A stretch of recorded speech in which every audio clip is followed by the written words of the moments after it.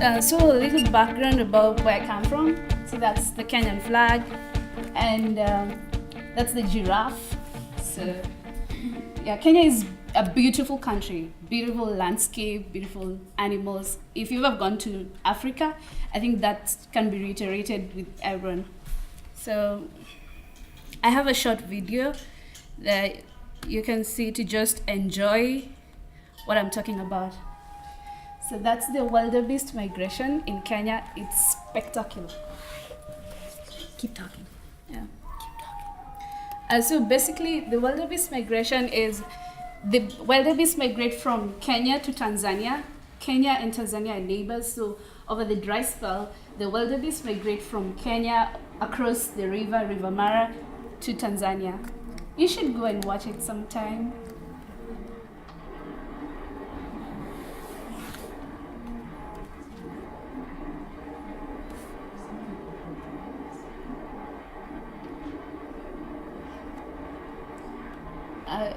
So sometimes there are crocodiles in the river, so it's a fit battle. Like they fight for survival. So as they move across, the crocodiles are trying to grab them and have meat for themselves.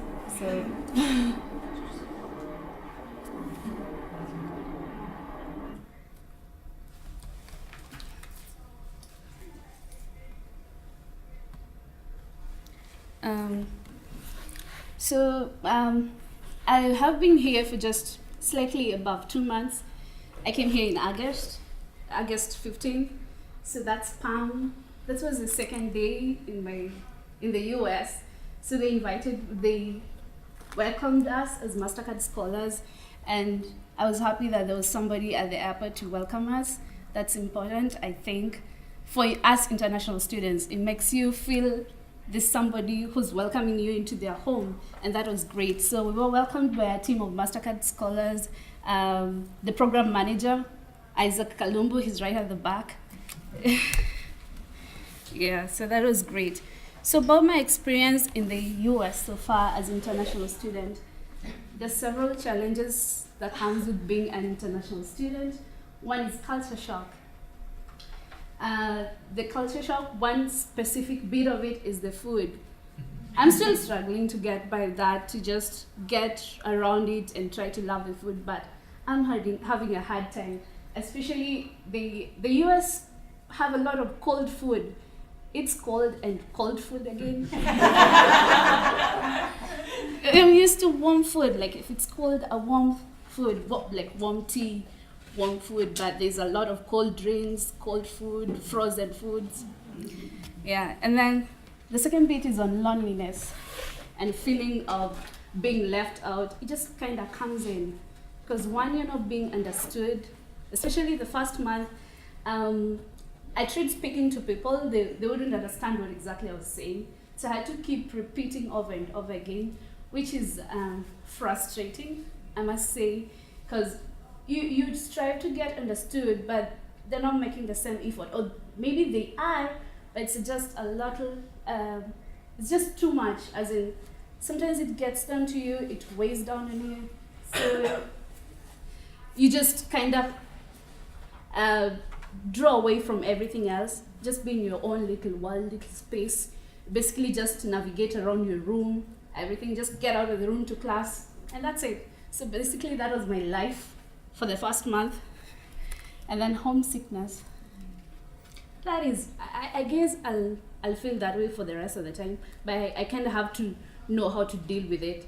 So it's hard to be away from home, so far away. The homesickness can really get to you, but especially right now with the Thanksgiving break and Christmas, and everything is so happy, and then I think, oh man, I wish I had my family.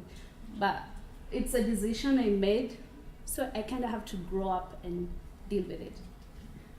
So depression. The issue with depression is I kind of went through the whole circle, like from sheer joy to being in the US, happy, US finally, and then loneliness, and then now depression was because of my roommate. I had a roommate scenario, wasn't so great. I was in transitional housing, so I had an African American roommate and a Chinese roommate, which was great. I thought it was great. So I thought I would connect with the African American because I thought we had like a similar origin, which wasn't the case. I was totally surprised. So yeah, but finally she moved out. So I'm currently with my Chinese roommate. We are struggling as international students too. She also has her own issues, but we're making progress. At least right now, we relate well, and all I can say is it was quite tough, especially not to click with somebody and you're in a new country, and it's the first month, it's the second month. Yeah, and then the confusion. Everything was moving so fast.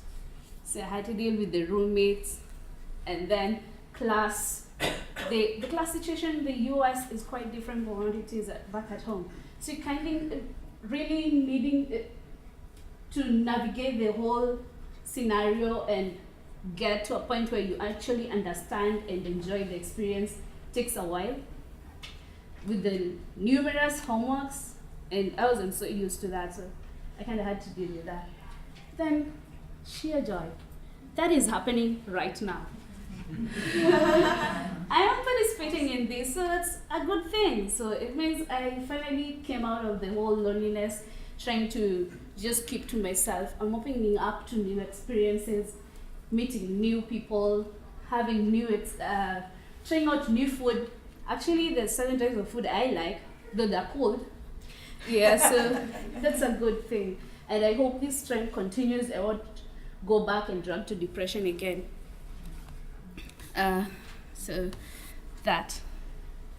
that's me at the African Student Union Gala. That was quite an event. Me happy, being happy again. So the things I've learned so far,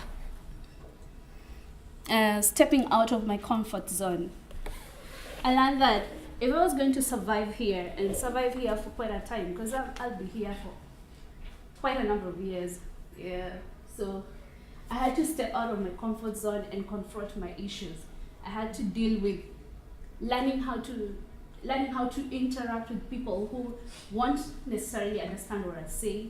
So having to keep on repeating quite a number of times, giving them an opportunity to ask me sometimes not so right answers, or just asking me silly questions, or funny, or making remarks that I don't necessarily agree with. So I had to start getting involved in school activities, African tea times, OSS activities, get involved in Spartan Day events, volunteer activities. They kind of helped me to broaden my way of thinking, because it helped me to understand people's culture, give them an opportunity to express themselves, give myself an opportunity to broaden my perspective on what it really means to be a global citizen. Because right now I'm not Kenyan, I'm trying to fit everywhere, and that can be hard. And then the last point is development of greater cultural awareness. So I learned that in as much as I have my own culture that I want people to understand, I'm giving them an opportunity to express, tell me their culture so that I can learn from it. In that way, we are both benefiting. It doesn't have to be my own way all the time to drag on my culture and my way of thinking onto there, but to give ourselves an opportunity to learn together. So the realities, the intricacies of being an international student goes beyond. When you're a diaspora, that comes with its own challenges. You're way away from home. You're not a US citizen, that's one. And then with being an international student in the US, dealing with that, you've got to know the realities. One is that I'll always be homesick, probably the entire time. I've met a couple of seniors or juniors who are still homesick.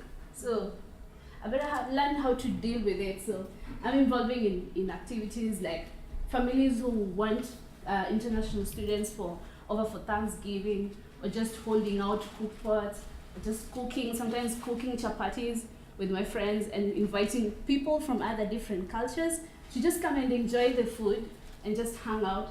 So with that, I'm forming my own home away from home. That's helping me deal with that.